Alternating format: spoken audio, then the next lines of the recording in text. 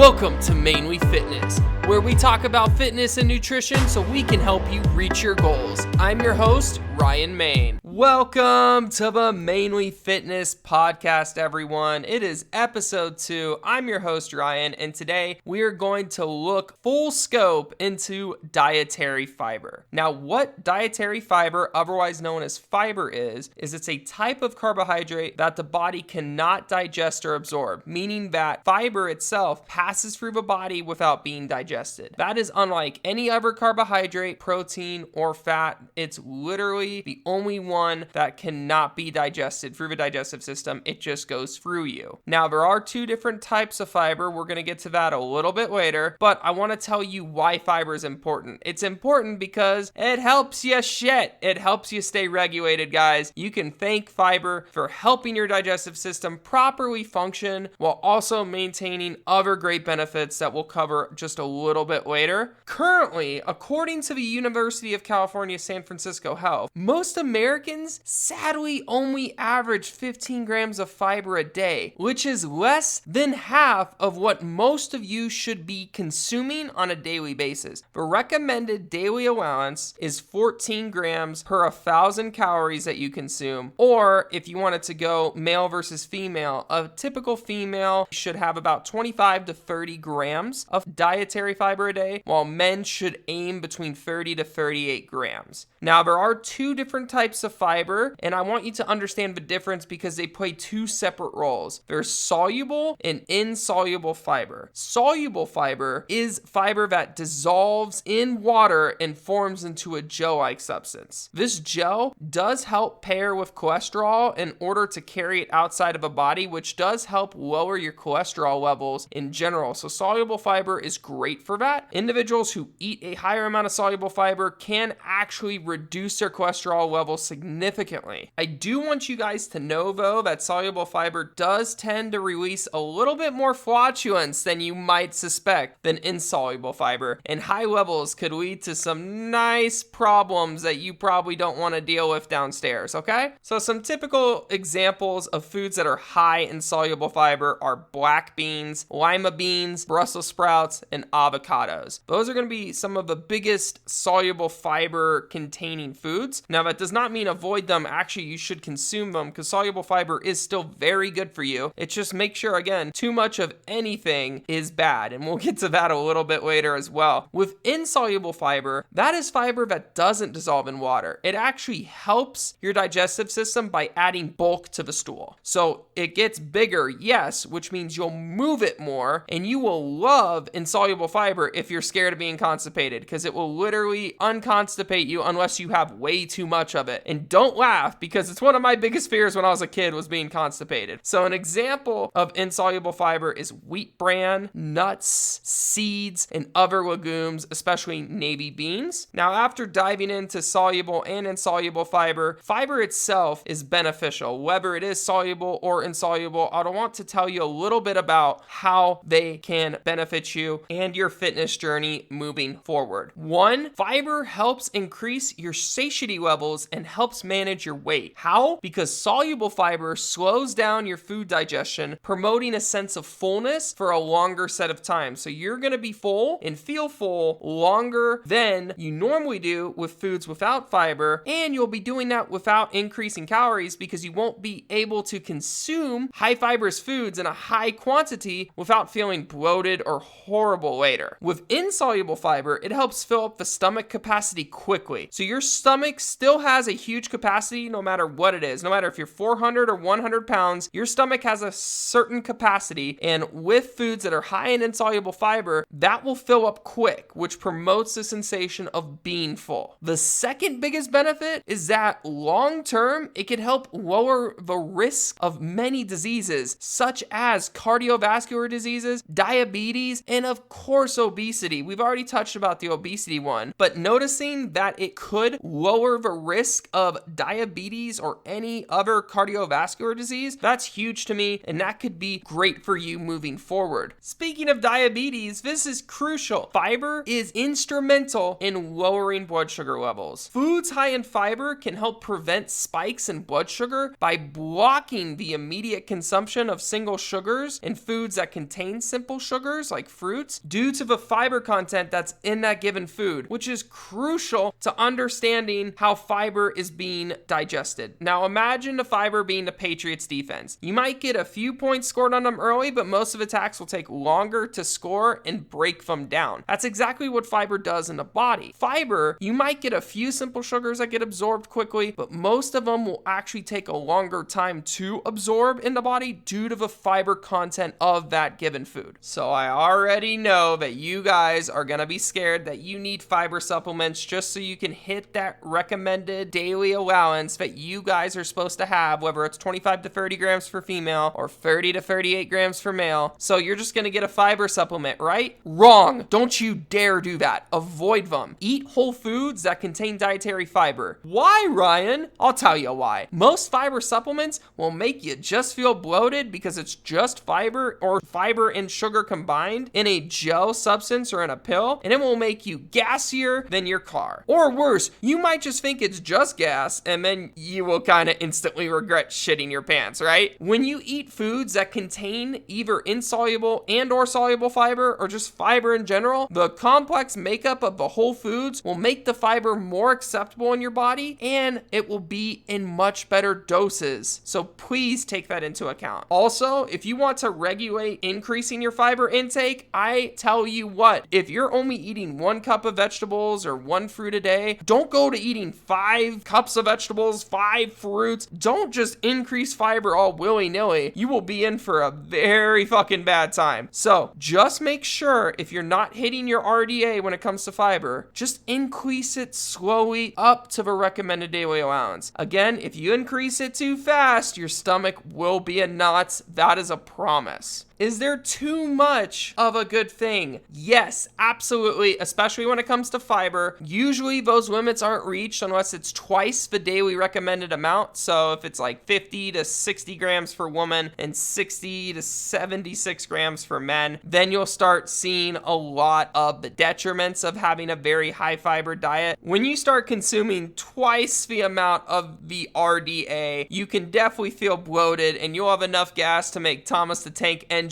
jealous. I guarantee it. Also, depending on the fiber that you're intaking, again, it's really not that big of a deal, but especially if you're doing 2 times the limit, you could be promoting tons of diarrhea or constipation. And like we talked about last episode, if you are having constipation or you're having diarrhea, something's not right in the digestive system. You got to look at that. So if you're having too much diarrhea, you're probably having a little bit too much soluble fiber or just fiber in general. If you're constipated, you might not be having enough fiber, or you might be having too much insoluble fiber because it creates a lot of bulk. And trust me, you'll know if you had too much fiber in a given meal or during a given day, because you'll constantly have stomach cramps, or your stomach's just going to be rumbling the entire day, or you're going to have to run to the restroom all the time because you have so much bloat, so much gas. Make sure to just regulate it nice and slowly and don't go overboard on fiber. Now, speaking about fiber in general, there are some great sources that are out there, and I'm going to go and list them off by category. So your vegetables are key. Almost all vegetables and most fruits have a good amount of dietary fiber. With vegetables specifically, your biggest fiber components are going to be artichokes, Brussels sprouts, green peas, and broccoli. Fruits, on the other hand, you're going to be looking at any type of berries, especially raspberries, apples, pears, and kiwis. Also, another great category would be legumes, black beans, lima beans, chia seeds, chickpeas, lentils. Those are high fibrous foods, which would be great for you with lots of macro and micronutrients. And peanuts, guys. Yes, peanut is a legume and is a great source of fiber with the rest of those legumes. Another category that gets a little bit discriminated against is 100% whole wheat or whole grain products. Again, make sure it says 100% and it's not just whole wheat, because it might not be the best for you and it might not include the brand and it might not have the highest fiber content. So read those nutrition labels and make sure you're getting getting 100% whole wheat or whole grain products from the store. Other sources of fiber can include oatmeals, seeds such as sunflower and pumpkin seeds, and then also non-flavored popcorn is a great snack that is very filling due to the fiber content in there as well. I hope that fiber talk was beneficial, and I hope you now know that dietary fiber, when done correctly, is going to be a huge asset to you guys, and I want to make sure that you understand how beneficial it is and what it can do for you moving forward in regards to your fitness journey. If you found this beneficial in any way, shape, or form, make sure to either follow my YouTube, follow this podcast on any type of podcast platform that you're listening to, and make sure that you stay in the loop. This is Ryan Main, your personal trainer, signing off.